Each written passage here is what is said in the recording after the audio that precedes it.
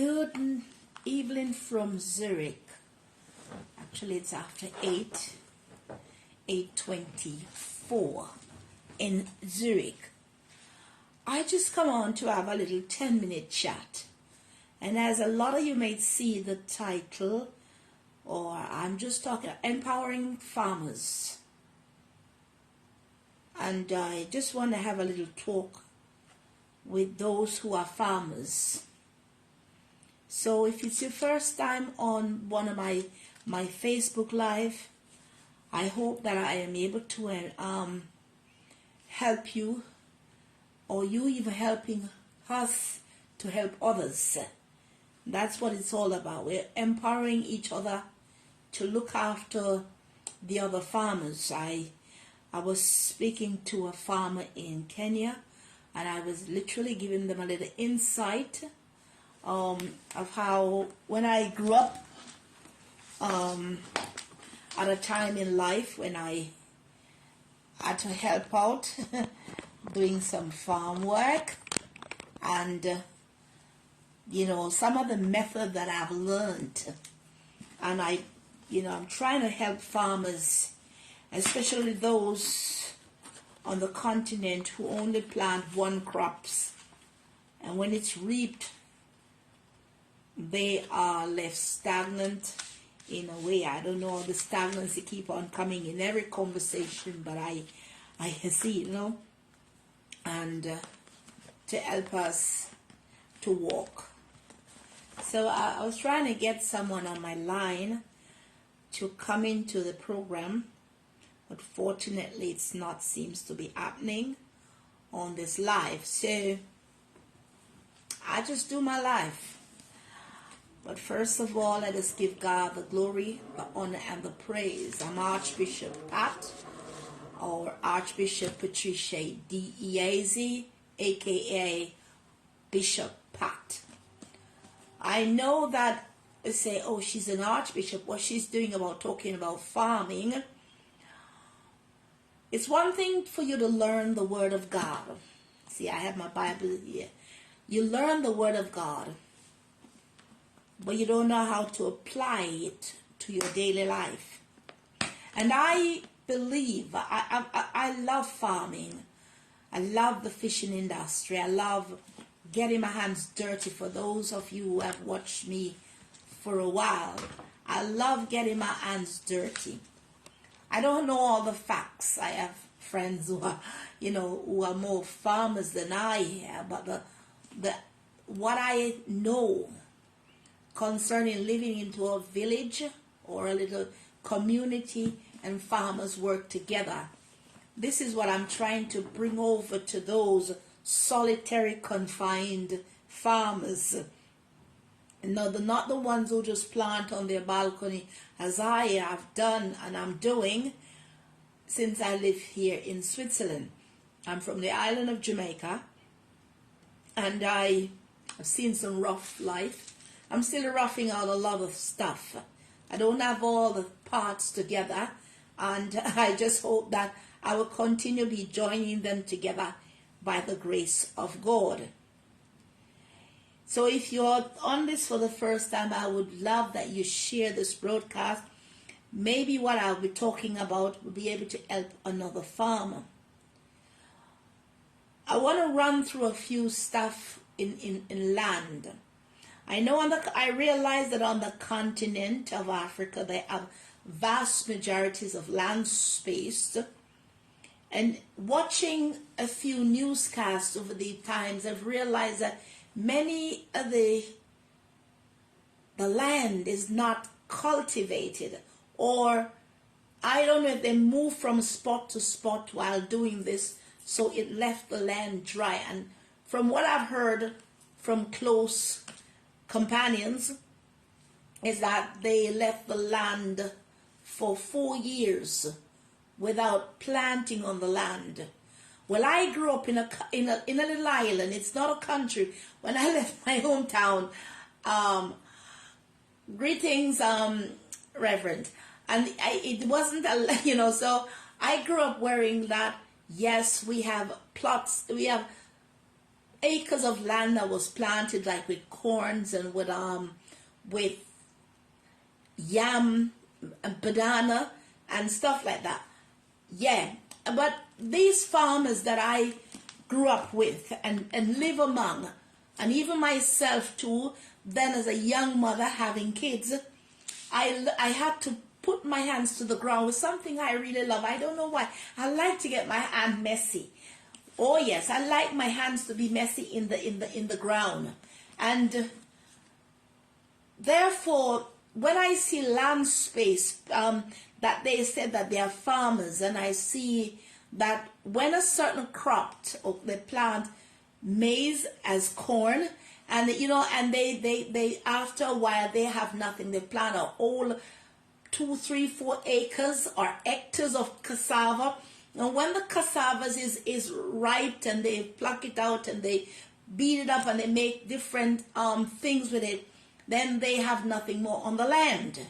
So I'm trying to bring in a system that I grew up seeing, and that these farmers can also incorporate other things on the said land. And don't get me wrong, and I hope that you will listen to what I have to share with you so that you can implement it in your community. I live in a small little community, one called Reed Mountain in St. Catherine. And the farmers there that I grew up with, I must say that they did something that a lot of farmers today don't really do. I don't know if they're still doing it in the island where I come from, but I realize in some countries I don't see farmers working like that. And it begins to become a problem to me, because when one set of crop is over, even the same farmers are left literally on the bound of starvation. I'm saying this because I am watching news and I'm seeing and I'm interacting with folks that keep on saying, oh, they leave the land for 4 years. I don't have a problem with the 4 years of leaving the land, but during that lefting that land, how do you survive? How does you survive? And many of them are saying, oh, it's dry season, they don't have this and they don't have that. And you have land before you that you can cultivate.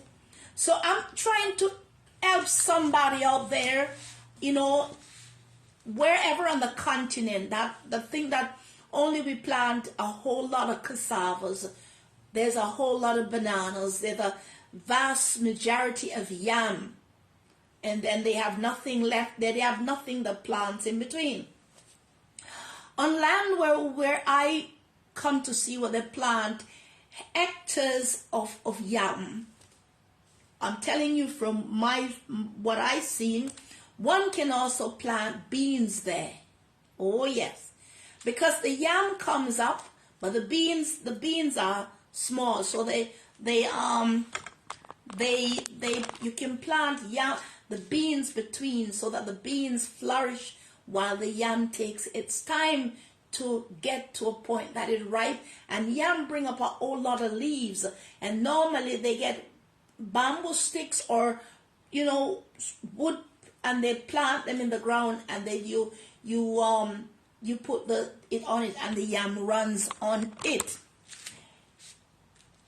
Then you have the where you plant the tomatoes, the onions, the pepperonis, or what was known as bell peppers.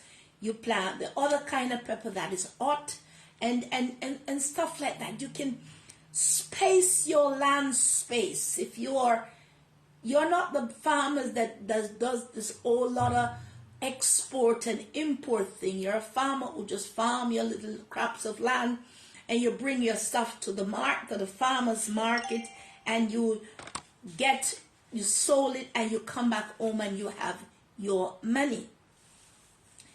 So I'm trying to implement this to those who are not the big agricultural farmers, but you have a few hectares of land. You can space your land in furrows. On one say 1 hectare of your land, you have yam. A whole lot of tubers of yam you've planted.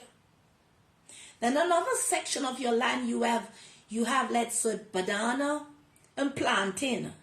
You plant them there. You plant them that you know which sections are or the bananas and which section are the plantain. And you have so many different types of banana. So, but maybe in your area you don't have all the different varieties of bananas.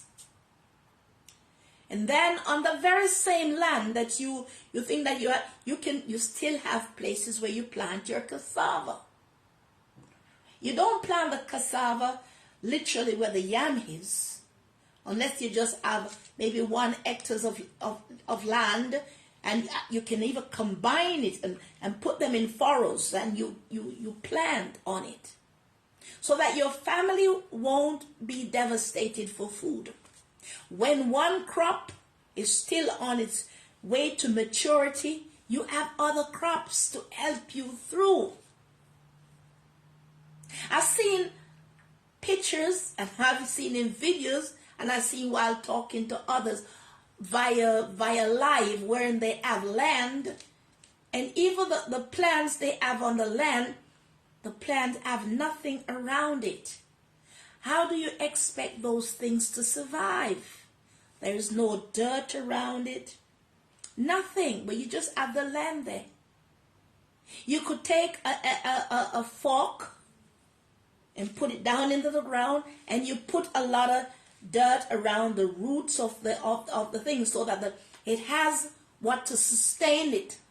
You see, I realize that farmers these days are only running for the imported fertilizers. So that means I'm saying, yes, I know if you have to import, export, they put all these chemical fertilizers on the land. But what about you, who have to just, is a survival for your family? There are a whole lot of fertilizers around you that is not chemical bound. Did you not know that? So I was saying to someone that if you those bananas, after the banana as fully shooted, right, full up, you can cut it down. There's a shoot between there. You can chop this down, or the bark, you can chop it down, chop it up. You have so many things that you can combine together. And if you ask neighbors who have cows or bulls, just say cattle's on a rearing, you ask them for the dung of the cow, if they're willing to give you free, or you have to exchange maybe a big bunch of banana to get it's about you working together as a team in your community. Nowadays, I realize, even back in the island where I come from, that when you plant, others go to steal. And they wait until you've planted, then they go to reap it where they have never sown. All of that, sometimes we can't mind, and we have to be there with them. They're going to steal from us. But if you're, let's say, 20 farmers in a small little village, or maybe more farmers, you can work together in pool. What do I mean? Oh yes, I'm a bishop, but I know what farming can do. You can work together as groups. The group can be divided into five on each farm, or all on one farm. So that means if there are 20 farmers in that community, all 20 of you choose one farm to work on for 2 days. 2 days. That means you get up early in the morning. I think about 6 o'clock you start working. By the time you're 20 people, so you work until 12 midday. You have lunch together and you part your way. The next day you come together again and you do the same thing. and every man goes back to his own family or his own home. On the third day, you gather again all 20 men. You go to another man's farm. You rotate that right around.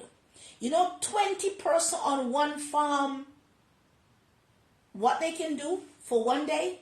And you're not doing it even for one full day. You're doing it from 6 o'clock in the morning till 12 midday. And every one of you do the same rotation, coming right back round. You can do a lot on your farm. I don't know who I'm reaching out to today, but I'm just trying to show you how you can work together as a team. Maybe this farmland has cassava, banana, and yam. The other farmland have tomato, onions, bell peppers, also yam. Another farmland has banana. You rotate it around so that every man, you and your fellow neighbor as farmers, can either swap or exchange for things that this one doesn't have. You get it from this one by exchanging what you have, and do it until everybody in your community has worked their land and it function. But if you have 10 men only planting cassava, you would die for hunger.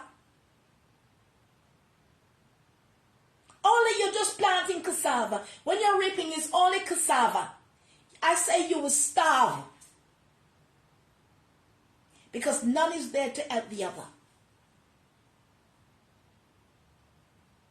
If a man has, say, 10 cows, and when I say cows, I mean cattle. It's not just a cow, because the cow is just a woman.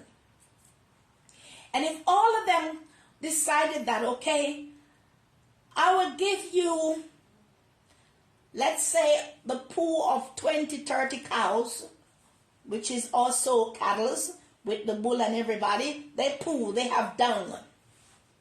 And then I give you my dung, and you give me a bunch of banana. But if the bunch of banana is way, way up too big, you can cut it in two and give him a portion of that.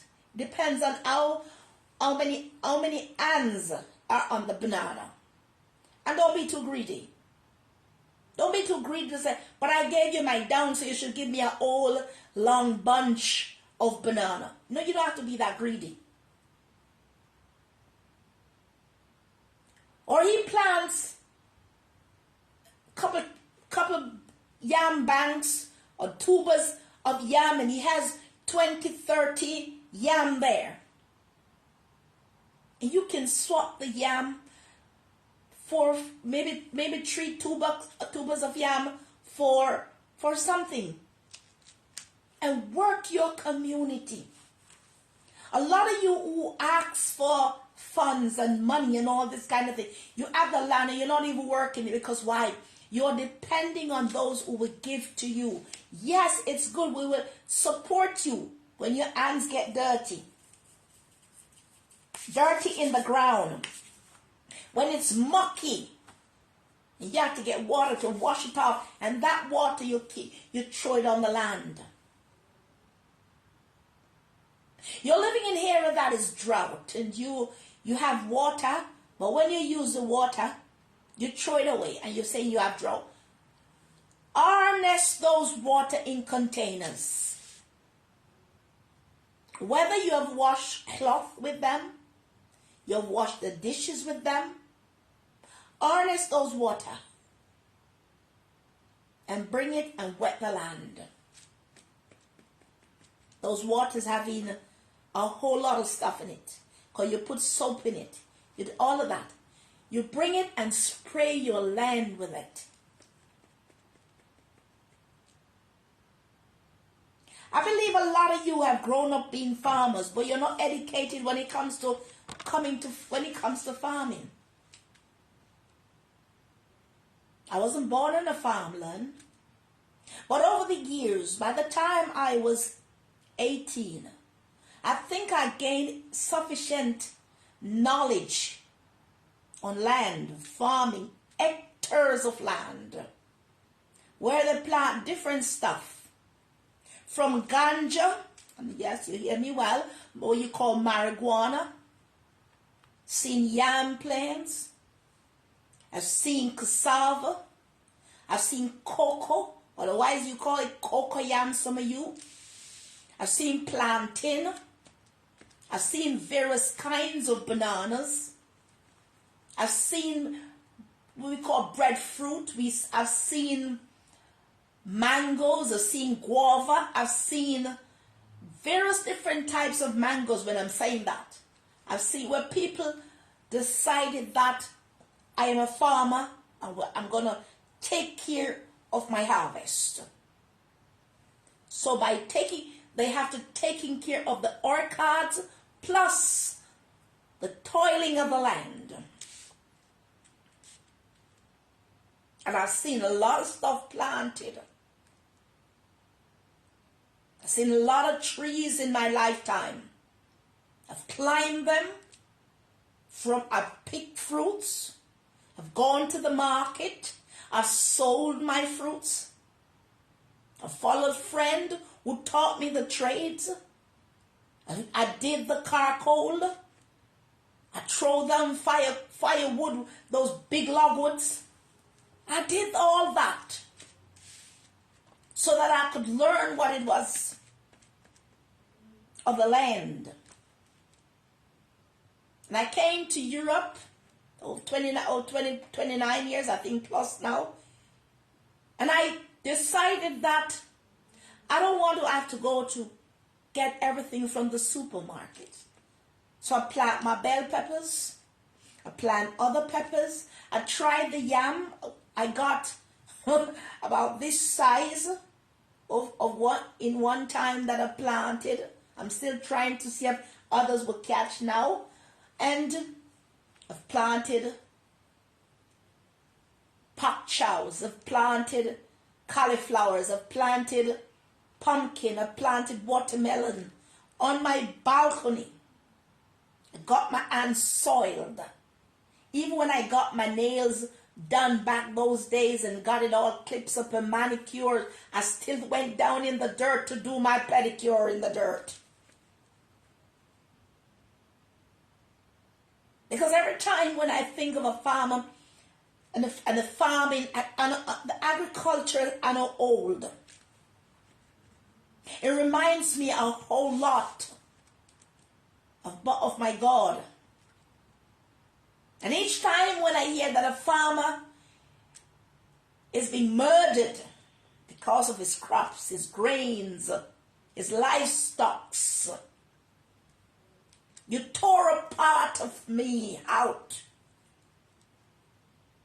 When I seen land being left parched because there is no reinforcement for water, I've seen them cut down rainforests and deprive the land of water. I realize that you've torn a part of me out.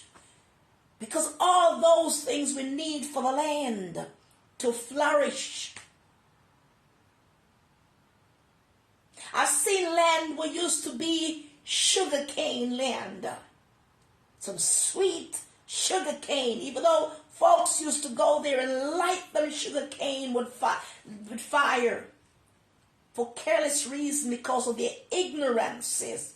The same way, I remember a story not really a story, something that I've witnessed where they kidnapped a man's daughter who was coming from school and they destroy her complete life, and then they end up killing her in the cane field because it was near to the road,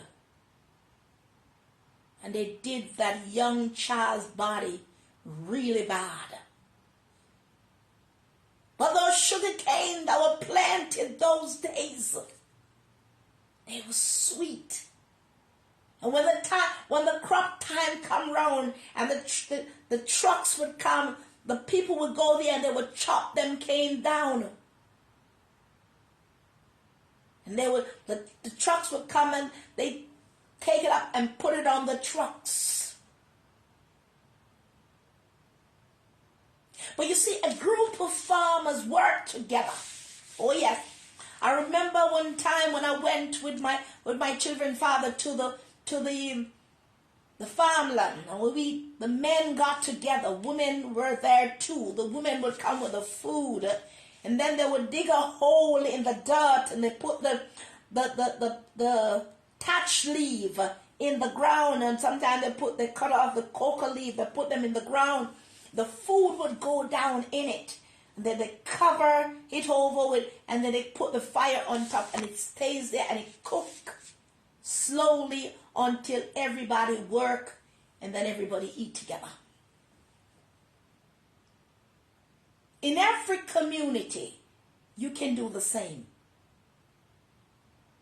If you're a farmer and you're going to kill yourself on a farm all by yourself, you would die without eating that crop. And that's not a joke or something or praying for somebody to die. I'm saying the truth. Seed times and harvest. You need help. You need workers on those lands with you. Come together. Unify yourself. From 6 in the morning till 12 midday, you all stay on one farm. 20 people, 10 people, 5 people, you can do a lot of work on that farm. And the next day or the other day after, you go to another farm. And it rotates around till it get back to you. And you do it again and again. You don't have to be jealous of another man because he plant more crop than you. It depends on what you want to farm. You don't have to be biased to say, I've been there, yes, I'm tired. When the time comes, you take your butt and you go and you help the other man. If nobody in your community has never started this, it's not a pyramid. It's a chain that cannot be broken. Go to your neighbor who is a farmer like yourself and say, let us come together. One hand watch the other, we clap. You go to another man and you ask the same thing. You don't need parliament to tell you how to gather men together. You say your leaders, your men, your machos, come together and work the farm together. Have the women come, if you have women, come and cook. Since you're all occupied in farming. Never said to call them in there and rape them. Let them come and cook. You have your lemonade, your Kool-Aid, whatever you need. You drink, you water, you drink, you eat, and then you rest and you go back to work until the job is done. This don't need parliament to vote for that. This don't need ministerium to come and to say, let us gather to reason. A lot of clubs don't function because why? Everybody wants to do me. Nobody wants to do us. We want to do me. Them big name clubs you see they have, where they call it, I would have said, let me just give it my name, the trillionaire club, the billionaire clubs, the Kiwanis Club. They don't just come together with one person. They come together by joining links together. A lot of things can be done in small community. The other day I saw wherein they said that they kidnap the children. The Bukus have kidnapped the children.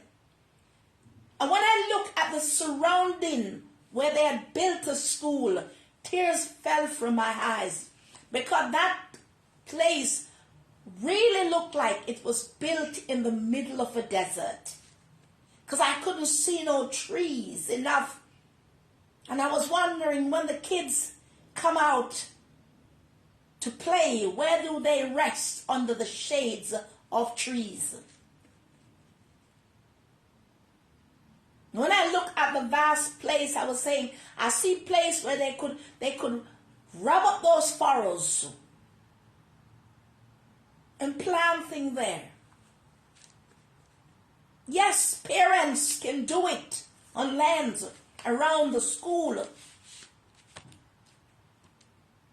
so that their own children can be satisfied from that what is planted in the garden of the school. And likewise also in your community, your bath, you have to pay. No, because you choose to do it on your own. And it's because of your ignorance that me, in my own ignorance, I have to sit here and try to see how I can help you. Many who even come to church, they come to church, yes, for the word of God. But when you leave out, it's like you leave it on the seat where you sat in the building. Because you went out worse than some of you came in. Wisdom was handed out, but you left with none.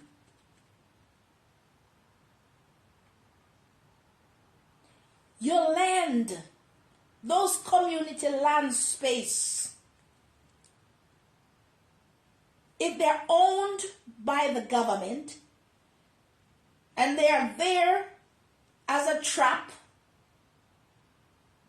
ask for that space and plant it up with vegetables. Get 3 or 4 or 5 persons in that community to plant that spot with vegetables. If it looks like a trap to you who live there, get others to work their hands together with you.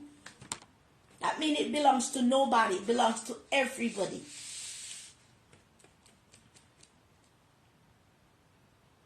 Those of you on the continent who have land, small-time farmers, merchant farmers, start working together.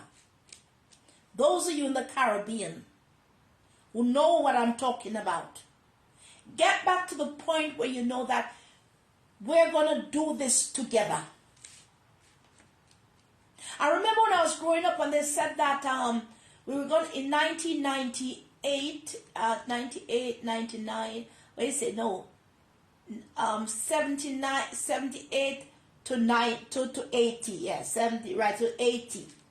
And they said we were going to have communists in our land. And many were saying they would not share with anybody. They would not do this with anybody. They would not do that. I remember to a time came when they were telling the people to go. Everybody put up a banner, they must go. And they wanted them out of the land. I went on to remember to a time when we were marrying the mackerel with a whole lot of stuff. If you want a mackerel, you have to buy soap. If you want soap, you have to buy kerosene. If you want kerosene, you have to buy flour. And that was how they were marrying things. I remember some old lady back in those days who got the cassavas and the bananas, and they would decided to get them dry and put them in the mortar. I remember when Cornmeal was married and people got down busy. A lot of you want to have long nails, but your hands have never been dirty. It's stained, but not dirty. A lot of your hands are stained, but it has never been dirty. And it's so sad. You point your finger and you criticize, but you've never done anything worth the while. You like to see the man coming from farmland with a tuber of yam, a long hand of banana, and all this, sugar canes, you name it. But you don't want to get your hands soiled. But you want what the farmer has. A lot of you will see the cows. Let me just put it right where the cattle, and you put up your nose. It stinks. But you want the meat to eat. And they call you to help you clear a spot of land, even for your dear life. If they're not paying you, you deny yourself the peace and the tranquility. Today I was reminded from someone who was once here that though they have never done anything that was good to me, their own mouth, not me saying it, they remembered everything that I've taught them and everything that I did. And I was saying to the person, I've never done anything. I didn't do anything. God did. The person said I was right. If I have to teach you the Bible from morning till night, I want to be able to teach you where he spoke of seed times and harvest. Where he talk about the sower sowing seeds. Not just them that falls on places that would look like our hearts that the word doesn't penetrate. I want you to look at it at the place where you could have planted the tomatoes. Instead of going to buy the ones that makes you sick after 2 days. The one that you kept in the refrigerator. Oh yes. Because it is about to be spoiled. Or the bell peppers that you buy. And when you open it, you don't understand why it doesn't have any seeds. The Word of God can help us in our farming. Every day that you put your hand to the plow, you soil your hands in the furrows. You take up your hands and you wash it off. And that water look mucky. And that water is thrown again on the very land. And those plants germinated. Oh yes. They are nourishment to your body. When I have my tomatoes on the balcony, I have the rosemary, I have the thyme, I have the strawberries, the ginger. These are the ones I can keep through the seasons that I can bring on inside because outside is cold. Then I will have maybe 2 watermelon before the season changed again. But I can have the tomato, I bring the tomato in, so even when it's outside a bit cold, the tomato stays a bit longer because it comes on inside. I'm talking to you farmers. You farmers out there, you need to be empowered. Yes, they steal them crops. Yes, by defending the crops, you will lose your life. Yes, you're feeding multitude. You go out there from morning till night and you dig that land. You chop that grass. You do all of that. You do all of that. And they don't like you because of it. You know, you can't be just naive. Get others to come and help you. Get others to come and help you furrow the land. Get others to come and help you furrow that land. To dig that land. Get others to help you through and through the land. Your back will break. You'll be parched in the sun. Even the children one day will decide that they don't want the farm no more.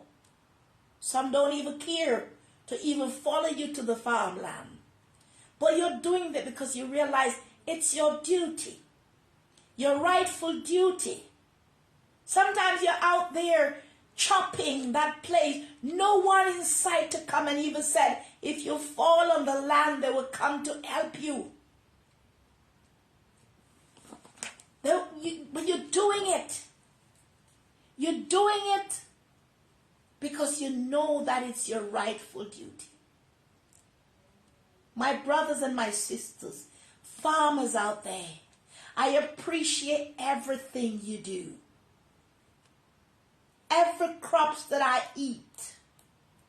I appreciate every farmer. Every farmer. The ones that are working their way out for my good. Allowing me to eat bread. Yes, I appreciate you. But I want you to do things differently. I want you to work together. Start it. Start it. Make a difference. Start it. Don't sit down and wait on parliamentarians if that's what you think you're waiting on to bring you the fertilizers, to allow you to have stocks and all. No, don't wait on them. Don't wait on them. Get your hands mucky. Get your hands really mucky.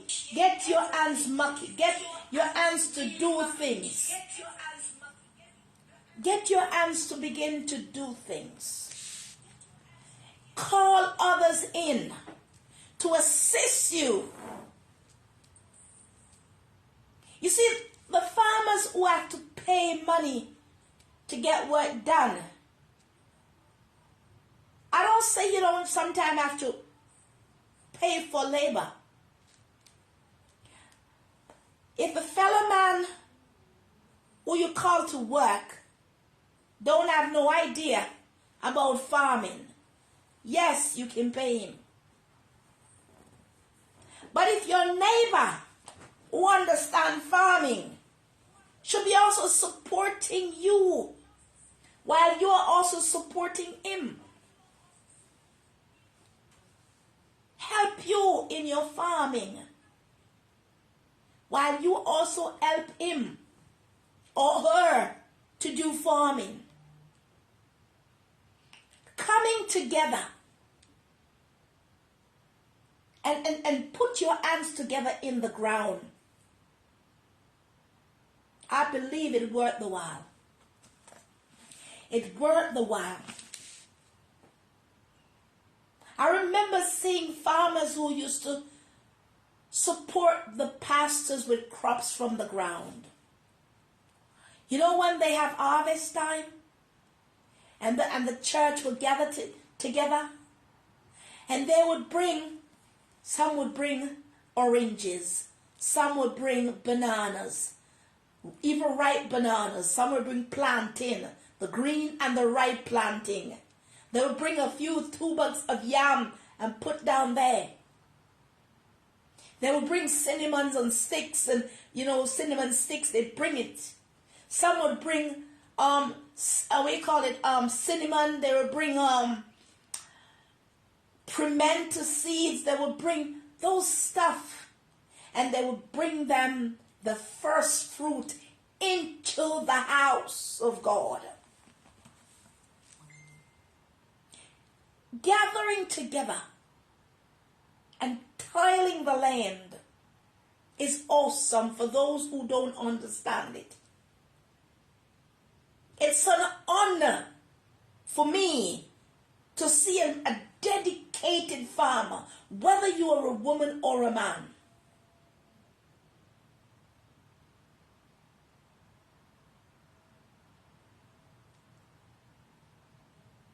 That's true, sir. Blessings from Kenya, Mount Olive Tabernacle Ministry, Bishop Patrick Gumba. Thank you, sir, for joining in. So we have to come together, empower the farmers. Those in our community that just look down on farmers and disregard them as they are not somebody, because they are dirty sometimes. They look what we call wishy-washy.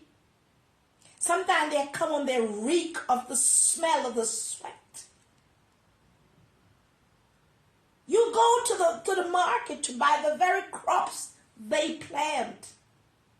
But when you see them on the streets or meet them along the wayside, your nose go up and you don't care about the farmers. If you love yourself and you care so much about the food you eat, you ought to be able to start to protect every farmers that are cultivating the land. Help them. Encourage them. When I came to Europe, it was my desire to do two things. One of my desires was to help the community that I had lived in. There's a basic school there that I still desire to help. There's an all-age school there that I still desire to help. And the second thing was that I was thinking of enriching the young men and young women to assist the older folks, what many have passed now and gone, in the land that they have to farm the land. Because I remember at the age of 15, when I followed a group of farmers to their field, one of the men I was with as his girlfriend, and I was 15. And I would go to the farm, and some folks would say I was too young for that. When I would go onto the farm, they were cutting some big giant wood to build a skill. I don't know if many of you have ever seen how they put the skill together to get the charcoal, the fire coal that you use in your pots to cook with. And I went. At times I was tired. But I knew there was something at the ending of all that. I remember they had 100 I don't want to tell her, 100 and something bags of charcoal. And I began to carry the charcoal, 1 bag of charcoal on my head. They make a thing they call a cutter, and they put it on top of my head. And they asked me, you sure you can carry it? And I said, yes. I had to come up a slope of hill. And when I was climbing the little slope, I had to hold on some trees to grab my grip. And I get up on the top and I walk out to where they pack them down again. I had to lean on a tree with a charcoal bag on my head so that it wouldn't fall, so I could hitch it like this and get it down and let it stand on its bottom. They didn't want me to carry any more again, but I insisted on doing that. When the charcoal was sold, I got my own money. I began to be getting myself involved in the fruits from the trees. See how they would put them to ripe and get them to sell. Those days I didn't go to the market, but I learned some stuff. And later on, I began to get my hands dirty. And it was a joy for me. I started loving the dirt. Oh yes. I started loving the dirt. That sometimes I'd walk somewhere, even here in Switzerland, I walk somewhere, I would still have to take up some dirt and rub them in my hands and feel the dust out of my hands falling on the ground. And enjoy this dirt on my hand and then wash my hands. Farmers, I appreciate all of you. But bending your back alone to toil the ground, you need help. And you don't sit down and wait on government. Government, I realize they want the crops you have. If they give you 3 bags of fertilizers, it costs you money. If they give you a machete, a hoe, a fork, even a tractor, they want money. They're not giving it to you for free. So if you have bad crops or good crops, they don't care. All they care about is that you have crops so that they can have the crops. A lot of lands, I've realized that farmers have gathered and they're discussing that they had bad weather, bad crops, bad this, bad that. Livestock are stolen and livestock have died. And it takes a toll on them. There are times when the weather is dry and the land is parched. But I've seen a lot of these lands, and I've seen where some farmers live. And I realize also too, they don't know how to harness the water that they consumed. They don't know how to handle the water. Yes, I agree, you go far with the water, for the water to bring it back. You don't have cisterns and you don't have tanks. So you wonder how you're going to keep that water that you have around you. You've got pots and pans.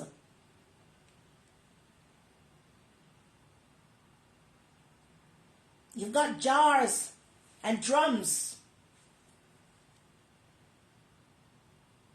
The water that you carelessly disposed. In lands where they have so many malaria, and you people just throw the water like that, those places, even dengue fever, you don't push the water out there. Those places that gets too sappy and sappy on a daily basis, they will breed mosquitoes.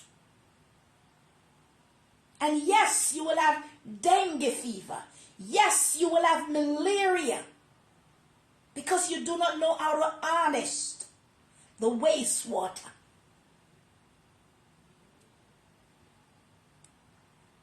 You do not know how to harness it. Before I came to Europe, I remember an old man taught me that lessons many years ago. His name was Mr. Tucker. He said, don't just throw your water anywhere and anyhow. You can use it. He never even talked about recycling. Who didn't know about recycling? He said, well, you can store it and reuse it for other purposes. When we live on a land that we had was to lease the land, we had to build a toilet that was outside. And one other thing I saw my mom did, we had the toilet seat that we normally would have inside our house. And that was what she used in that toilet on the outside. So we had to store the water that we took for washing the dishes. And we had to make sure that when we washed the dishes, we took out the food properly. So that when you wash the dishes, those food mess were not so much in the water. And this water would put down to flush the toilet. So you see, it's not something I'm sitting down here off my mind, I don't know. I'm telling you how you can do it. You sit down and calculate up, okay, we have that place there, it needs some water. How do we get the water there? There's no rain, but we still got water. Gather those water together. Put them in plastic. If you have plastic bottle, plastic drums, cover them. Put some, if you have bleach, if you have vinegar, if you have salt, you tip that in the water and you cover that water there. So whenever you decided to go to your farmland, a lot of you carry the water with you. Oh yes, carry the water with you to wet the land. It might not be able to wet the whole hectares of land, but it can help. It can help.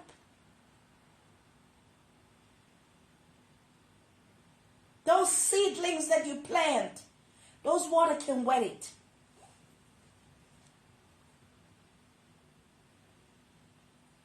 Ways of how to make a sprinkler. Well, you don't have enough water, but you have those water. You get a plastic bottles. Let me see if I can show an example. Hold on a sec. You get those plastic bottles. Let me get a normal plastic bottle.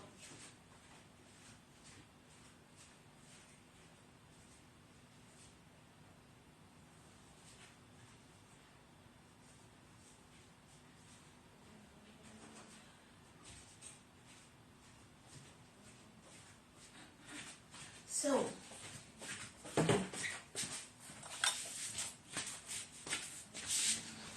yes, you get a plastic jar. Maybe you have a plastic bottle like this one, or you have a bigger one to this one. And just say this is a nail or a screwdriver.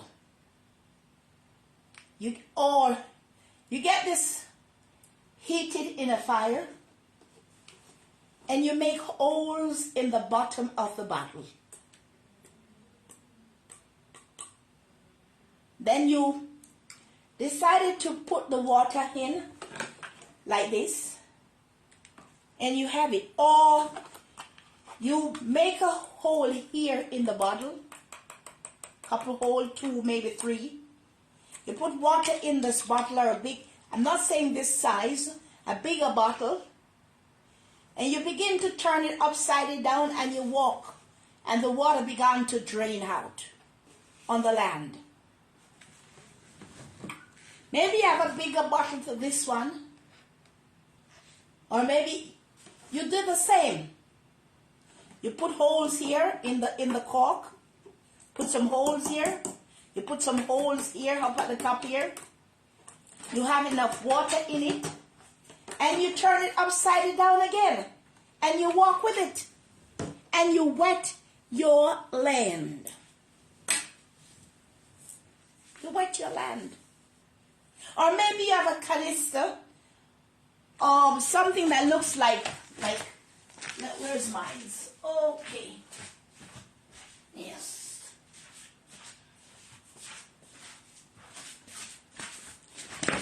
Or you have something that looks like this, but you don't have a thing here to close it. So you get maybe a stick that is not too big, but it can hold inside of it. Not that it doesn't stop it up, but the water will come out in drips. You fill this up with water, you use here, and you walk through and you wet your plants, or you wet your gardens. If you have 3 or 4 like that, you can hold 2 in this hand and 2, and you walk through and you wet your place. I'm just empowering some farmers out there. As I said before, you have a plot of land. Maybe 2-3 hectares of land. Don't just plant cassava. Don't just plant bananas. Don't just, no.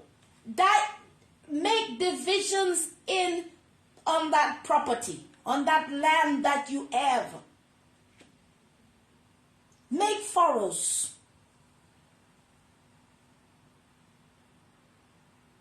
Count how many furrows you have from one side and plant one set of crops there. Another crops on this side, that you have enough. That means if the yam is not ready, there's other crops there. You don't just sit there waiting until the yams are ripe. Or the bananas have all shooted. By the time you're dying for hunger, starvation began to pulp your stomach. If a lot of you were really hungry, as you said you were hungry, you'd have realized that I can't just plant only cassava. And for the whole year, you're just eating cassava. You don't do that. There are places where you can stick some tomatoes. You can put some bell peppers. You can put some peppermint. You can plant some thymes. You can plant a little round area right near to your home with vegetables. Oh yes. And I've seen a lot of you have the animal, they're straying all over the place. Oh, you know why I did that? Because you allow those little animals to eat everything that they see. The feces of the children, the soap you put down, the clothes, if they catch it, they began to eat it. You're not helping anybody. You're neither helping yourself either. And you're cruel to the animals. But if you make you a fence,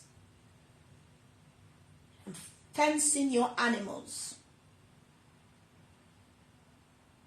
so you have time, spots and places, or you tie them, so you tie the cow there, you tie the goat there, but you have them all over your place. The pigs are whopping, and pigs eat anything. They will even eat you if you sit down at a place for too long.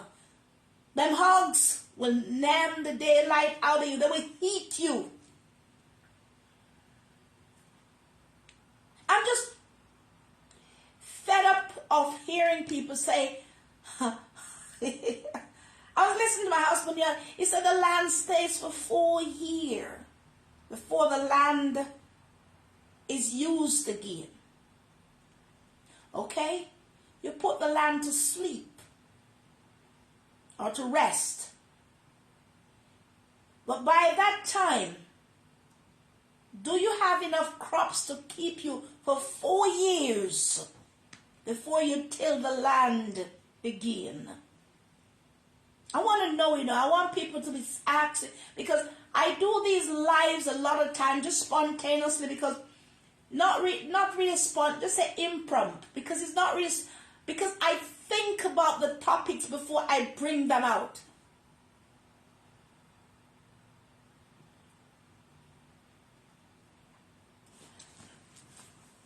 Thank you, Archbishop. Apostle, now I have some knowledge on farming from your farming training. You really open our brain. Thank you, Bishop Gumba, Patrick. We got to be able to understand the land. We toil the land. So by the sweat of our brow we can eat bread. We have to learn to handle the land. And we have to also protect ourselves while handling the land. So if your brothers will join with you, when I said your brother, it doesn't actually mean your biological brother from the same loins, but your fellow farmers who are passionate also about farming. I really want to go to Kenya to do a really, I'm going on ministry. I'd love to enter into Kenya again on ministry. I want to go back to Uganda on ministry.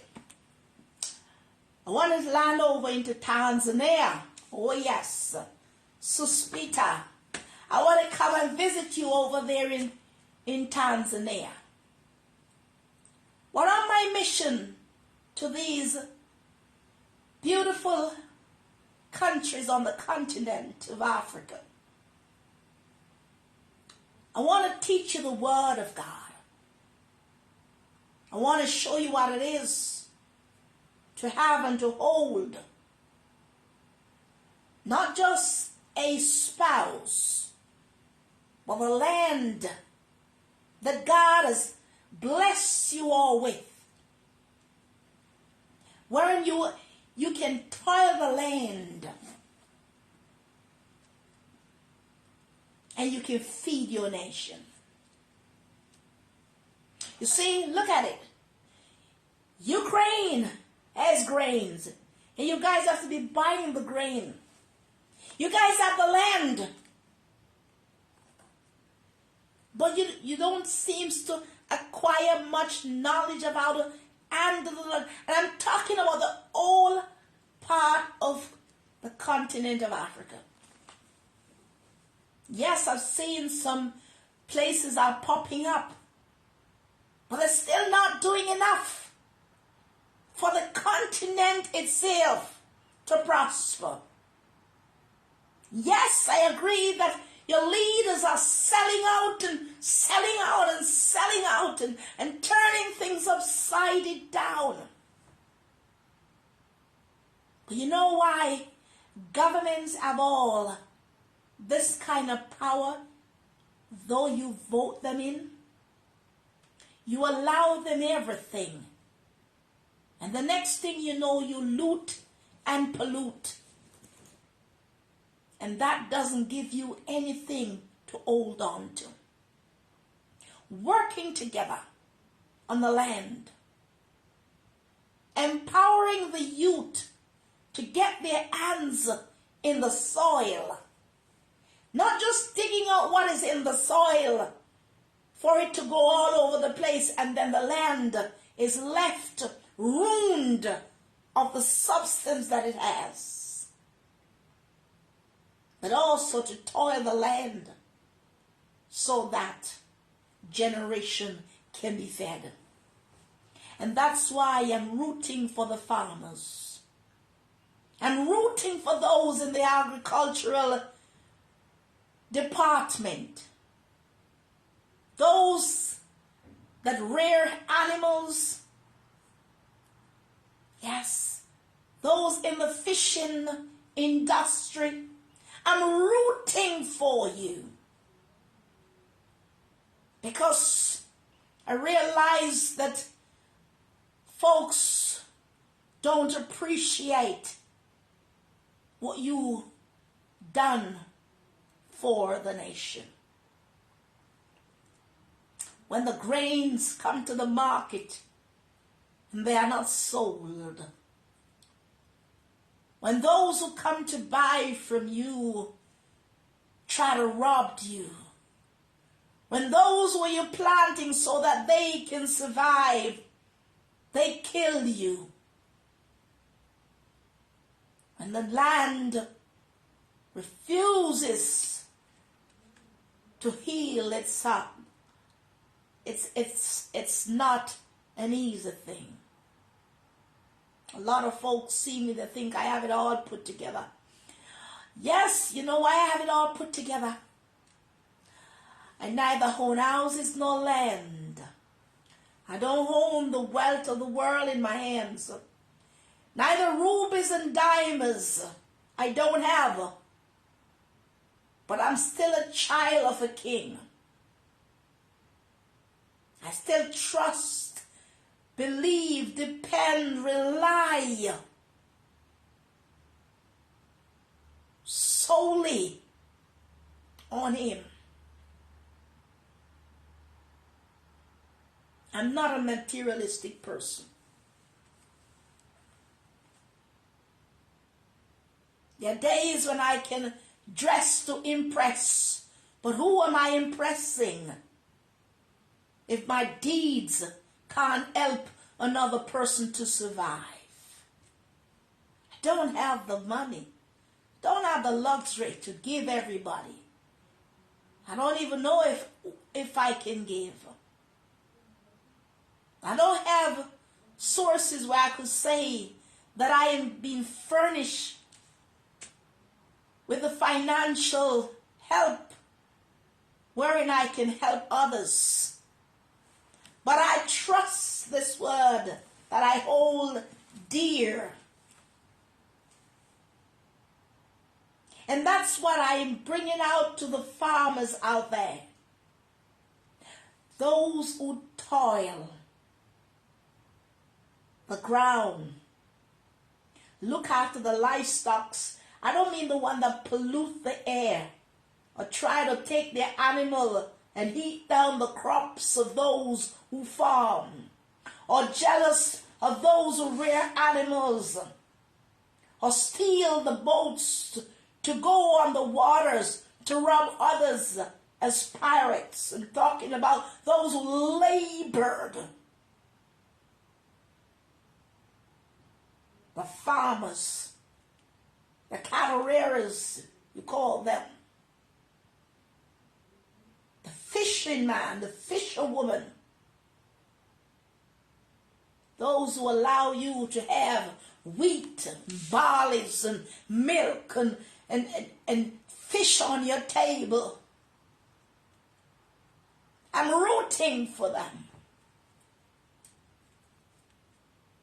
You know, when I see Planting Apostle Clark, Kareen Clark, and my good friend down there in Florida, and now she had turned over her car porch to become like a little oasis, a copy of the Garden of Eden. And inside her house, so she plants it up. And showing daily how you take out the suckers, or you clean them off, you remove them from pots to pots. She never said the ground, she said the pots. She has to buy the dirt and put them together in the pot, remove them. When there's too much suckers in one, she took it out and put it into another so that the plants can grow. And so I embraced the land, the earth, those seed times and harvest, that a lot of you are killing people for. Too many of you are fighting wars, and you never put your hands to the plow to work. Even down there in the Middle East, every day you see them crying for food, but they're not working the land. The cyberspace thing, ooh, to kill. The same way a lot of you next door are planning to rape the farmer because she's a woman and kill her for her plot of things that she planted. You're waiting to see who has cows, and if the cows and the goats and reach to a point that you can steal them and slaughter them and sell them. I pity you. Those of you who hurt those who toil the ground, I pray for you, that the scales from your eyes may fall off to see how you're damaging your life. A lot of you eat from morning till night.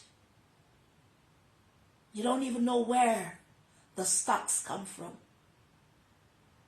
You never decide one day to visit a farmland to see how they rear those animals, how they divided the flocks, how they look after those vegetarians, to see how the farmers sometimes sweat when they bend their backs in the sun so that you can eat bread. Not because I stand with the Bible doesn't mean I don't stand with them that labor on a daily basis. Because why? If there's a harvest, I know that God is in it. If there's seed time, God is there. While the land is laid to rest and the forests have to be dug and digged and pushed and mowed again and hoes again, God is in it. You see, you plant, you water, but God is the one that giveth the increase. And that's why you stand with all farmers. You go on the high seas, you go to fish. Anything can happen out there for those who want the shellfish, who want all them things. You want the best quality of fish on your table.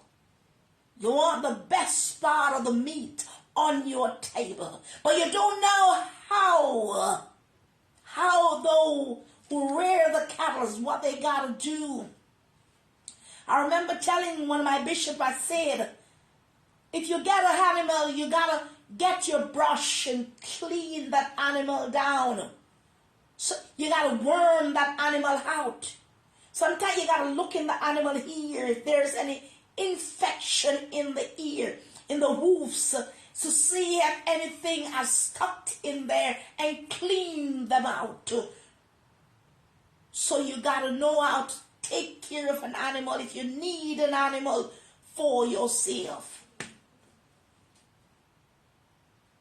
You don't just buy an animal and just toss it on the wilderness. You gotta take care. You gotta manage that animal. And that's the same way you have the land. Those vast soil around you, but you've never touched it. You only walked on it. And you think that others are going to give you stuff when you have a land that you can plow it. If you decided to work your land, there are people who would help you. Your own communities. Go around, ask someone. If I bring your proposition to them, call your little knight in shining armor, round table talk with them and get them to see that together we can feed our community. And when we have fed our community, we can begin to help others in another community. Hi, honey. Right. So that's how you do it. But if you sit down and have a land there wasted, you don't know how to harness the water that you consume or you use on a daily basis. But you want others to give to you. You steal what others have to fill your desire of your hunger in your gut. You have a really problem.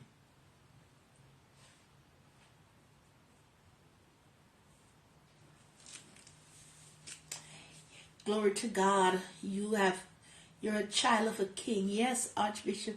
Yes, Apostle.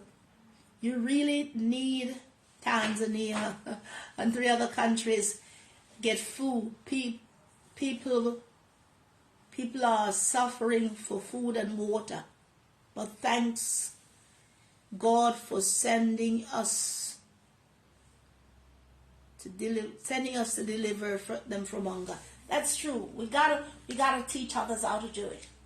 I'm not the best how to teach on farming, but what I know and what I have experienced and what the Word of God implied to us, that's what we teach others. If I only tell you, give me tithes and give me offering, and I am not sure where you get the tithes and the offering from, then I also too have a problem. And if every day you ask me for bread, and I don't teach you how to make the bread, teach you what goes inside the recipes to make that bread, then it's not worth the while. It's not worth it. If everything that you want to consume, you come and ask, then you're only a consumer. You're not productive. You're not productive. A man who has land and can't understand how to use or to toil the land that he's on, something is wrong with that man. Something is wrong. You want land, you get babies, but none of you are toiling. Don't you see that you have a problem? That means you're a whole lot of caterpillars, but the one that will never turn butterflies. You see, I come to learn a long time ago, I don't deal with nincompoops. I'm doing the best I know how to, as a woman, to teach men and women alike how to use the talent that God has given to them.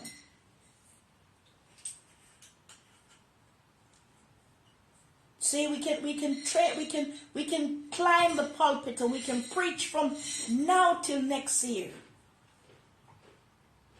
We can kneel on our knees and we pray from next to the other year.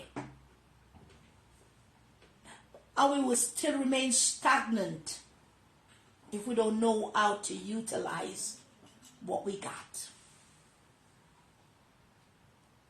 Because if somebody gives you $1 million today, and you minus a cent from that $1 million, you're no longer a millionaire. You're a poor person. And you will have a whole lot of money, even more than $1 millionaire. But you don't know how to use the gift that you have. You're still poor. You're still poor. And that's why a lot of poor are still begging. And a lot of rich are likewise begging. because they don't know the value of the farming. They don't know the value of fishing. They have no idea how to rear cattle. And that's why they remain poor. They have a lot of money in the bank, but it's just there. And they don't have no money, and they're still there. So, beloved of God, it's 9:49 here in Zurich, Switzerland. I thank those who have listened, and I pray that you will share this so that others may be rooted and grounded. Rooted and grounded. That they too may understand seed times and harvest. That they too may put their hands to the plow. That they too may harvest in abundance, and that their storehouse may never run dry. And as I said, and the Bible says it,